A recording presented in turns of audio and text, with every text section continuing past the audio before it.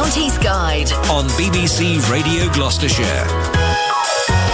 So here's a taste of history then. Gloucestershire tarts and Malvern puddings, just two of many wartime recipes, comforting, flavoursome, despite the constraints of rationing, which I imagine must have been pretty heartfelt and difficult for an awful lot of people. You wouldn't believe what mashed potato could get used for in the sweets department.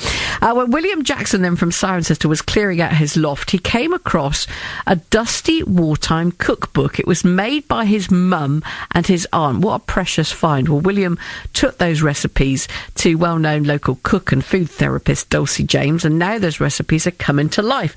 Both are with me now, including some fantastic smells coming from the recipe that actually have come to life already. Hello, good morning to you both. Good morning, Anna. So, William, tell me first then, you're clearing out the attic, and where were they, and how did you find this glorious recipe book? Well, as you say, it was in the attic. I was looking for things to do with genealogy, because I got a cousin in Australia who started it something about 12, 13 years ago, and she wanted to find out more about the family in England, and so I started doing this with her.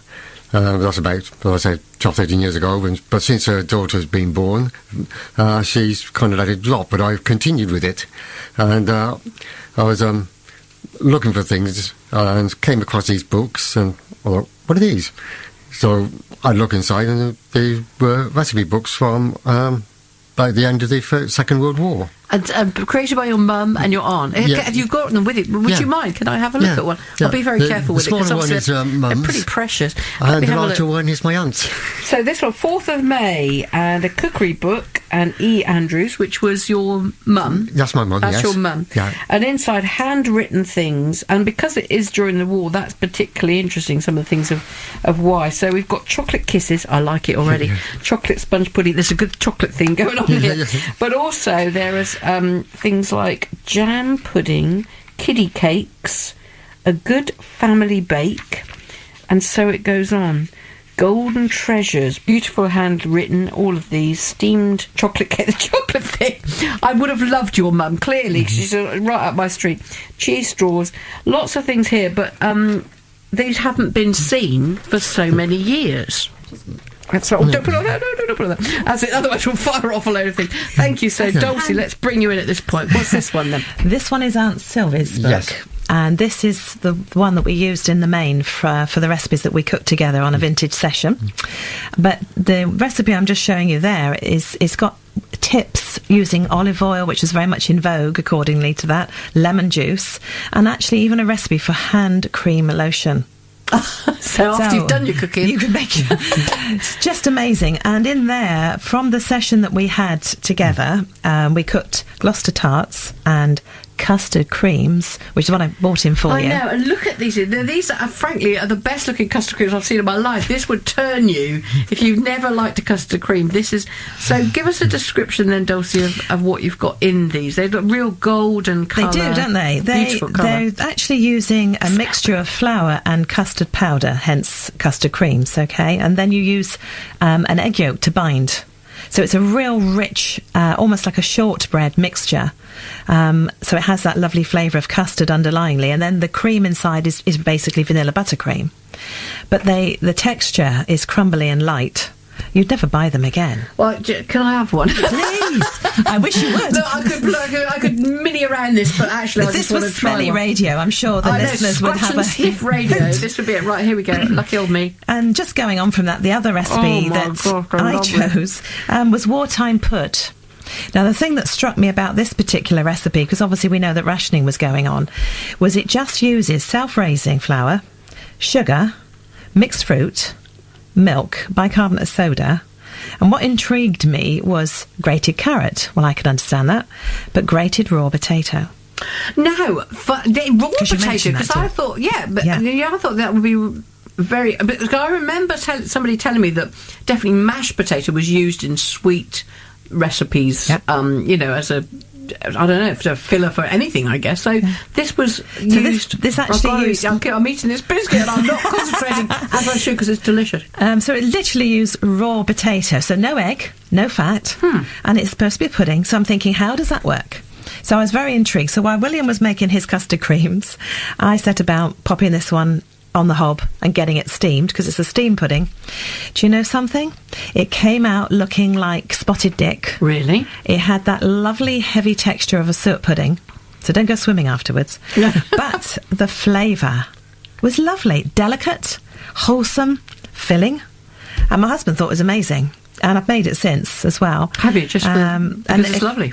And if any of the listeners want to receive a copy of the leaflet I bought in, then I'm happily organise that for them. It's just the most amazing simple pudding.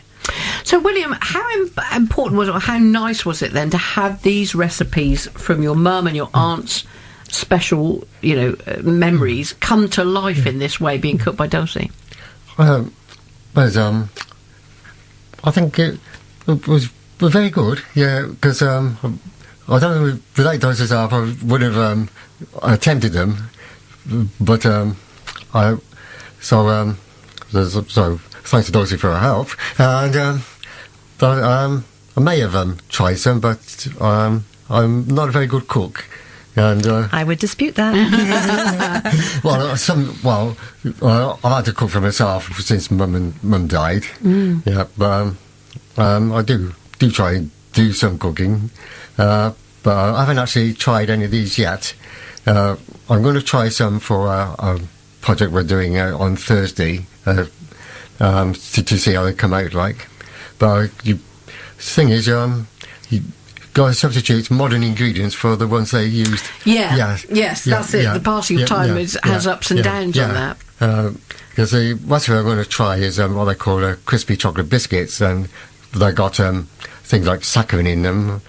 The recipe, of course, for crushed saccharin, so I'm going to try substituting stevia for that, and just see how they turn out. They turn out. But isn't it the lovely difference of having something written down on paper and then it physically comes into three-dimensional life, and you can eat it, and you can, and it's fantastic, and it's back to basics as well. That's the other sort of feeling I got from the book, because William gave me the book back in sort of February time, and I wanted to sit down quietly and when I had the time to really give it justice, and I was absolutely blown away by what was inside.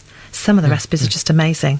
And your aunt used to run a B&B, didn't she? So presumably she was using them for the guests, I guess, as well. She ran it during the war, because she had people from London, the evacuees from London, and she kept in touch with one, and he sent her cards and details of what their family was doing, right until she had to give it up and go into a residential home, and he was very appreciative. In fact, she got a commemorative plaque from the Queen Elizabeth, who became the Queen Mother. And she now that proudly displayed on her for wall. What she'd done with the evacuees. Wow. And what recipes? And obviously this was during the wartime, so before your time. But what recipes do you remember your mum cooking then when you were a child? What was your favourite that she would? Well, she had so many. I don't say it's so good. was it something sweet like was it a biscuit thing? She used to make bread puddings and bread and butter puddings, which are still in vogue these days. They have to come back, haven't they? Agreeing on that one. The only difference was that everybody else had fruit in them, and I didn't like fruit.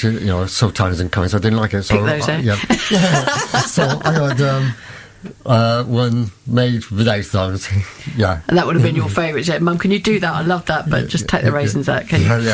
So, Dulcie, for you, I mean, this is, I know, part of a real lifelong interest for you, isn't it? It's sort of recipes generally, but creating something or recreating something that hasn't been off of a page like these in the book in a generation, really, in decades. What does that feel like to you as you mix and stir and bake? Oh, boy, did it feel almost like we had gone back in time. So I'm surrounded in my modern kitchen, which, as you know, but using just natural, very simple ingredients that come together. So I really got a sense, with the book sort of in the kitchen, that we'd gone back in time. And I really felt that, and especially the wartime pudding, which I was most amazed at, the way that it rose and the smell. And we put it out on the table and we looked at it, and it just felt like we'd frozen time and gone back. Well, you're going to do the opposite of that, really, and bring that time to life on Thursday. Tell us about the event that's going on. Yes, I get involved with the Churn project from time to time, and I'll go and do sort of cooking demonstrations and sort of just have some fun, really, just showing them some, how simple it is.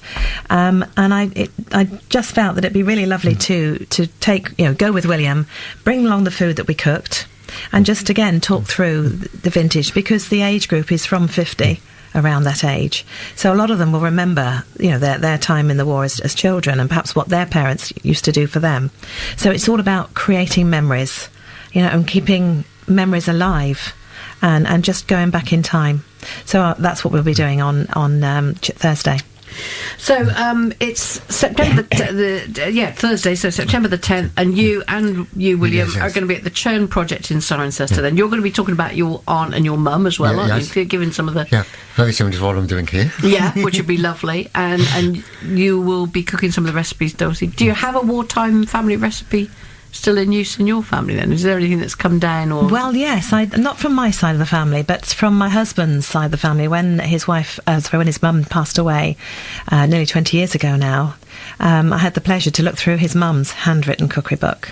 Quite a lot of people out there would probably say, I've got one of those. Yeah. Well, I urge people to get that book back out, go and have a look through, pick something, and bring back the memory of their loved one. Imagine that they're stood with them as they're cooking.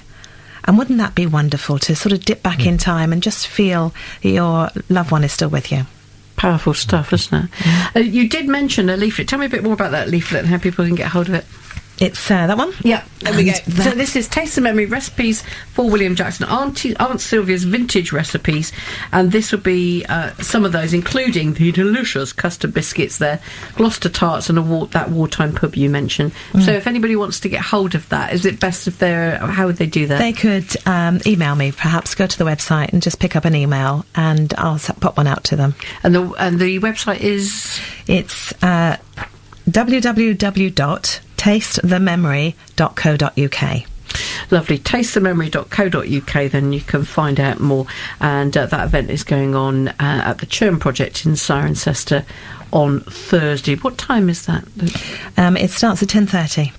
Is that open for people to come along to, or is it? I think it is in general. It is open to the public, but I think obviously they wouldn't want 100 people turning up. So no, sure. It might be a good idea to give the Churn project a ring and just say that they'd like to pop along. I'm sure that'll be fine. Yeah.